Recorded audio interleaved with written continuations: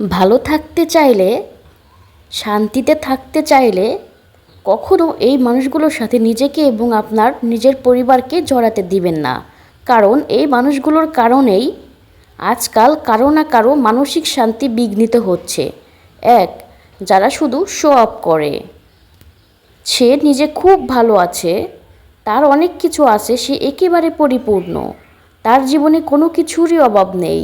এই ধরনের একটা মিথ্যা ইমপ্রেশন লোকের মাঝে যে তৈরি করে, তার থেকে 100 হাত দূরে থাকুন। কারণ এটা খুবই স্বাভাবিক হিউম্যান সাইকোলজি যে আপনি যত অন্যের প্রাচুর্যতার গল্প শুনবেন, আপনার তত মনে হবে যে আপনার জীবনে কিছুই নেই।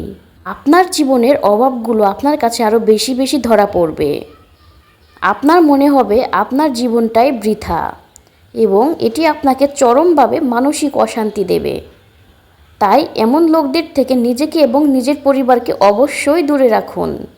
2, যারা শুধু অন্যের নামে নিন্দা করে, তারা শুধু নিন্দা নয়, সবার নামে বানিয়ে বানিয়ে কুৎসা রটায়। এই মানুষগুলোর সাথে বাপ জমানো মানে খাল কেটে কুমির ডেকে আনা। এরা কখনো কারো আপন হয় না। এমনকি আজ হয়তো আপনার সাথে বসে অন্যের নামে বদনাম করছে, কাল অন্য কারোর সাথে বসে হয়তো আপনার নামে দুর্নাম করবে। শুধু তাই নয়, আপনাকে সবার বিরুদ্ধে ভড়কাবে। এদের কথার উপর ভিত্তি করে যদি আপনি মানুষ বিচার করতে চান, তাহলে আপনি সঠিক মানুষ কখনোই বিচার করতে পারবেন না। তাই এদের সাথে ভুলেও সম্পর্ক রাখবেন না। 3, যারা নিজের জীবন নিয়ে চরম হতাশাগ্রস্ত এবং সব সময় নেগেটিভ কথাবার্তা বলে, তাদের শুধু অভিযোগ আর অভিযোগ, কিছুতেই এরা সন্তুষ্ট নয়।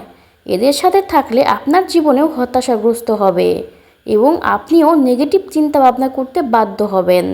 এরা শুধু নিজেকে অশান্তি দেয় না, এদের সংস্পর্শে যারা থাকে তাদেরও অশান্তি দেয়। 4, যারা নিজের জীবনে হাজারবার ভেবে সিদ্ধান্ত নেয় ঠিকই, অন্যকে বোঝাবে যে জীবন তো একটাই, সব কিছু উপভোগ করে নাও, অত হিসাব করতে নেই। এরকম মানুষের পাল্লায় পড়লে আপনি ঠকতে বাধ্য। এরা নিজের বেলায় সতর্ক থাকে, নিজের বেলায় সতর্ক থেকে কাজ করে। ব্যাপারটা ঠিক এরকম যে নিজের বেলায় 16 আনা, পরের বেলায় কাঁচকলা। এদের সাথে আপনার পরিবারকে আর নিজেকে কখনোই জড়াবেন না। জীবনে চলতে গেলে চোখ কান খোলা রেখে চলতে হবে, অন্যথায় মানুষ আপনাকে ঠকাবে, জীবনে অশান্তি দেবে।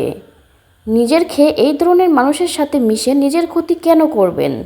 এই ধরনের মানুষ থেকে দূরে থাকুন, জীবনে ভালো থাকুন।